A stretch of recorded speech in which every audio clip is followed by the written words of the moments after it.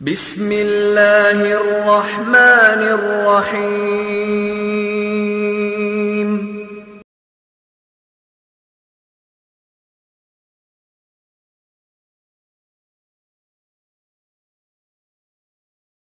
بسم اللہ الرحمن الرحیم۔ الحمد للہ رب العالمین وصلی اللہ علی نبینا محمد وعلی آلہ واصحابہ اجمعین۔ نماز سے پہلے ہم اور آپ اس نقطے پر پہنچے تھے کہ حقیقی مہدی اور محمد بن یوسف جون پوری جنہوں نے مہدی کا دعویٰ کیا تھا، ان دونوں میں کیا فرق ہے، کہ اس میں کچھ بنیادی فرق پائے جا رہے ہیں جگہ کی اور دعوت کی، اور اس ناحیے سے کہ یہ چیز بھی مشکوک ہے کہ آیا وہ اللہ کے رسول صلی اللہ علیہ وسلم خاندان کے ہیں بھی کہ نہیں۔ دیکھیے، کوئی بھی چیز ہو دنیا میں دلیل کی محتاج ہوتی ہے، اور دلیل کے لیے بھی ضروری ہے کہ ایسی دلیل پیش کیا جو دونوں کے نزدیک کیا ہے، قابل قبول ہو۔ یہ نہیں کہ آپ ایسی دلیل پیش کی اس کو آپ مانتے ہیں، نہیں، دلیل ایسی پیش کی جائے جو ہمیں بھی قابل قبول ہو اور آپ کو بھی قابل قبول ہو۔ آپ یہ کہیے کہ بھائی ہم یہ کہتے ہیں، یہ تو کوئی بات ہوئی نہیں، یہ تو کوئی بات ہوئی نہیں۔ وہ تو اس کی وہی مثال ہے کہ یہاں پر ایک لطیفہ چلتا ہے کویت میں خاص طور پر، کہ ایک بیٹا اپنے باپ سے کہتا ہے، ابو جی گائے اڑتی ہے؟ کہا نہیں بیٹا، گائے کیسے اڑے گی؟ کہا نہیں ابو جی گائے اڑتی ہے۔ کہا نہیں بیٹا، کون کہتا ہے گائے اڑتی ہے؟ کہا نہیں ابو جی گائے اڑتی ہے۔ کہا کون کہہ رہا ہے؟ کہا کہ صدام کہہ رہا ہے۔ کہا اگر صدام کہہ رہا ہے تب تو ٹھیک، اڑتی ہے گائے، اس لیے مانے بغیر اب چارہ نہیں ہے۔ تو یہ بات نہیں ہونی چاہیے، بات وہ کی جائے جو عقل بھی تسلیم کرے، لوگ بھی تسلیم کریں، اور وہ دونوں کے فریق کے نزدیک قابل قبول بھی ہو۔ مثال کے طور پر قرآن مجید کی کسی آیت کی تفسیر کے بارے میں اختلاف ہو رہا ہے، آپ یہ کہیں کہ بھائی ہمارے امام صاحب نے بات کہی، یہ تو کوئی دلیل ہوئی نہیں، یہ کوئی دلیل نہیں ہوئی۔ ہم یہ کہیں کہ بھائی ہمارے مولوی صاحب کہتے ہیں، یہ تو کوئی دلیل ہوئی نہیں۔ آخر مسئلے کا حل کہاں سے نکلے گا؟ مسئلے کا حل دو صورت میں نکلے گا، کہ آیا قرآن جس زبان میں نازل ہوا ہے اس زبان میں اس کا معنی اور مفہوم کیا ہے بات صحیح کہ نہیں صحیح ہے؟ ایک چیز۔ دوسری چیز، قرآن جس پر نازل ہوا ہے، جس پر نازل ہوا ہے وہ اس کا معنی اور مفہوم کیا بیان کر رہا ہے کہ نہیں؟ تیسری چیز، قرآن کے جو لوگ ڈائریکٹ مخاطب تھے، جو لوگ ڈائریکٹ مخاطب تھے، کون تھے؟ صحابہ کرام، انہوں نے اس قرآن کا مفہوم کیا سمجھا ہے؟ یہ بات عقل میں آنے والی بات ہے کہ نہیں بات ہے؟ بھائی مثال کے طور پر ایک قرآن کا لفظ شاہد ہے، شاہد ہے کہ نہیں؟ ہم کہتے ہیں اس کا معنی حاضر ہے، آپ کہتے ہیں اس کا معنی حاضر نہیں بلکہ گواہ دینے والا ہے اختلاف بھی نہیں ہے، لیکن اس کا حل کیسے ہوگا؟ بھائی کہیں ہمارے مولوی صاحب نے کہا ہے، ہم کہیں ہمارے مولوی صاحب نے کہا، یہ تو مسئلے کا حل ہوا نہیں ہے۔ مسئلے کا حل کیا ہے کہ ہم یہ دیکھا جائے کہ قرآن عربی مبین کے اندر نازل ہوا ہے، واضح عربی جس کو ہر آدمی سمجھ لے۔ تو ہم یہ دیکھیں کہ لغت میں، ڈکشنری میں اس کا معنی کیا ہے، ایک چیز ہے کہ نہیں؟ دوسری چیز، قرآن کس پر نازل ہوا ہے؟ اللہ کے رسول صلی اللہ علیہ وسلم پر، اور اللہ تعالیٰ لِتُبَيِّنَ لِلنَّاسِ، تاکہ آپ لوگوں کے سامنے بیان کریں۔ تو اللہ کے رسول اس کا معنی کیا بیان کیا ہے کہ نہیں؟ اور تیسری چیز، قرآن ڈائریکٹ میں کن کو، قرآن میں ڈائریکٹ کس کو خطاب کیا گیا ہے؟ صحابہ کرام کو نا۔ تو ان لوگوں نے اس کا کیا مفہوم سمجھا ہے؟ یہ تینوں چیزیں پائی جائیں بھائی، تب تو مسئلے کا حل نکل سکتا ہے، ورنہ نکل نہیں سکتا ہے۔ اور اللہ تبارک و تعالیٰ نے اس کو قرآن میں بڑے واضح طور بیان فرمایا ہے، ذرا غور کریں۔ سورہ نساء میں ارشاد فرماتا ہے، وَمَن يُشَاقِقِ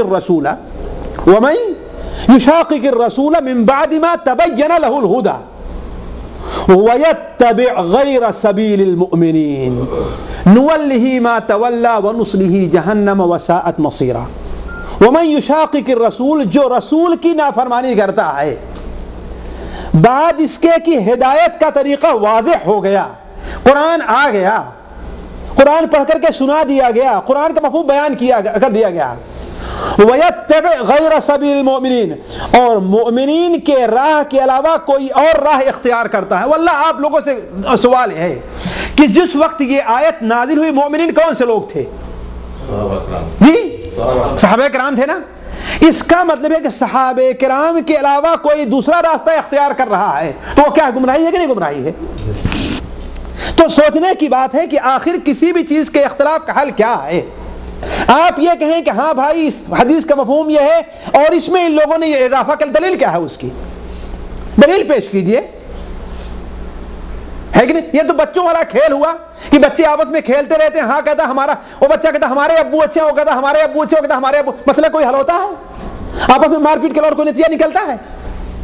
لیکن جو آدمی آئے گا وہ کہ عجیب بے وقوف ہو تم، یہی تو کہے گا نہیں کہے گا؟ تو یہ بچوں کا کھیل ہے، یہ مسئلے کا حل نہیں۔ مسئلے کا حل یہ ہے کہ قرآن جس زبان میں نازل ہوا اس زبان میں اس کا کیا مفہوم نکلتا ہے۔ دوسری چیز، قرآن جس پر نازل ہوا وہ اس کا کیا مفہوم بیان کرتا ہے۔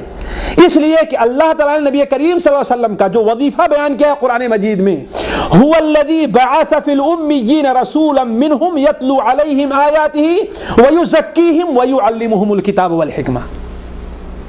امیوں میں، ان پڑھ لوگوں میں اپنا رسول بھیجا، انہی میں سے جو، دیکھیں پہلا کام قرآن مجید کی آیت کی تلاوت کر دے رہا ہے، وَيُزَكِّيهِمْ، اور ان کے نفس کا تزکیہ، کیا مطلب؟ قرآن کی آیت کے مطابق انہیں عمل بھی سکھلا رہا ہے۔ وَيُعَلِّمُهُمُ الْكِتَابِ، کتاب اور حکمت کی تعلیم بھی دے رہا ہے، یعنی کتاب کا مفہوم بھی معنی بیان کر رہا ہے کہ نہیں؟ تو جس پر قرآن نازل ہوا ہے وہ کیا کہتا ہے؟ اور جن لوگوں سے قرآن ڈائریکٹ، یا ایھا الذین آمنو، اے لوگوں جو ایمان لائے، کون ہے اس کے مخاطب اس وقت جب قرآن نازل ہوا ہے؟ تو صحابہ کرام ہے نا، وہ اس کے بارے میں کیا کہتے ہیں؟ یہ تین چیزیں ہیں، مان لی جائیں تب تو کسی بھی مسئلے کا حل ہے، ورنہ دنیا میں کسی مسئلے کا حل نہیں ہے۔ اب ہم اس پر آتے ہیں کہ یہ ہمارے بھائی لوگ جو یہ دعویٰ کرتے ہیں کہ ہاں مہدوی فرقہ ہی حق ہے اور اس کے علاوہ سارا فرقہ کیا ہے؟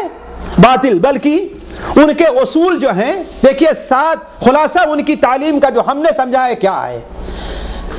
آپ دیکھیں کہ یہ ساری چیزیں جو ہیں عام مسلمان جو ہیں ان سے مختلف ہے۔ اسی لیے ہم کہتے ہیں کہ جب تک وہ لوگ کسی ایک چیز کو ماننے کے لیے نہ آئے، ہمارا ان کا مسئلہ حل نہیں ہو سکتا، اور انہیں اہل سنت والجماعت کی ایک فرد سمجھا جائے، ایک جماعت، یہ معنی نہیں ہو سکتا ہے۔ کیوں؟ اس لیے کہ انہوں نے جو اصول بنائے ہیں وہ سارے کے سارے غلط ہیں۔ مثال کے طور پر ان کے مسلک کا خلاصہ جو ہم نے سمجھا یہ ہے کہ اللہ تبارک و تعالی مہدی سے بلا واسطہ بات کرتا ہے۔ میرے پاس نوٹ ہے کہ ان کی کس کتاب میں چیز موجود ہے، لیکن میں اختصار کے ساتھ اس لیے کہ اس کا وہ انکار نہیں کرتے، اس کا وہ انکار نہیں کرتے ہیں، لیکن یہ ہے کہ مہدی سے ڈائریکٹ بات کرتا ہے۔ سوال یہ ہے کہ اس کی دلیل کیا ہے؟ مہدی، اللہ تعالیٰ کسی ڈائریکٹ بات کس سے کرتا ہے؟ اللہ کے رسول سے بات کرتا ہے نا، اللہ کے نبی سے بات کرتا ہے نا، یا کسی عام انسان سے بھی اللہ تعالیٰ نے ڈائریکٹ بات کی ہے؟ پوری تاریخ آپ پڑھ لے جائیے، قرآن اور حدیث کہیں ہے اس کا پتہ۔ اب ہر انسان دعویٰ کرے کہ ہاں بھائی اللہ ہم سے بات کرے تو اس کی دو صورت ہوگی۔ ایک صورت یہ ہے کہ اس کا ذہنی توازن خراب ہے، اسے رانچی کے پاگل خانے یا طائف کے پاگل خانے میں بھیج دینا چاہیے، ہے کہ نہیں؟ یا تو یہ ہوگا کہ ہاں وہ جو یہ کہہ رہا ہے کہ ہم سے اللہ کے علاوہ کوئی دوسرا شخص ہے جو اللہ بن کر کے بات کر رہا ہے کہ نہیں؟ بھائی آپ قرآن سے کوئی دلیل لائیے، یہ قرآن ہمارے پاس موجود ہے جس کے زیر زبر کے اندر بھی کوئی فرق نہیں ہے، جس کے ایک نقطے میں بھی کوئی فرق نہیں ہے۔ اِنَّا نَحْنُ نَزَّلْنَا الذِّكْرَ وَإِنَّا لَهُ لَحَافِظُونَ، ہم نے یہ ذکر قرآن کو نازل کیا ہے، ہم اس کی حفاظت کرنے والے ہیں۔ اللہ کے رسول صلی اللہ علیہ وسلم، اس لیے کہ معمولی بات نہیں ہے کہ اللہ کسی سے ڈائریکٹ بات کر رہا ہے، کیوں؟ اس لیے کہ اس کے اوپر حرام اور حلال کے بہت بڑے مسائل کھڑے ہو جائیں گے، قرآن کی آیات کو ہی منسوخ کر دیا جائے گا اس کے ذریعے سے، ہے کہ نہیں؟ اللہ کے رسول کی ہزاروں حدیثیں منسوخ کر دی جائے گی نا، تو اس کی دلیل کیا ہے؟ صرف آپ کا دعویٰ اور چلن دلیل تو ہو نہیں سکتا، یہ کیا ہو سکتا ہے؟ دنیا کا کوئی بھی دو آدمی تھوڑی سی بھی عقل رکھے گا، تھوڑا سی بھی کسی کو ماننے کے لیے تیار نہیں ہے۔ اس کی دلیل آپ قرآن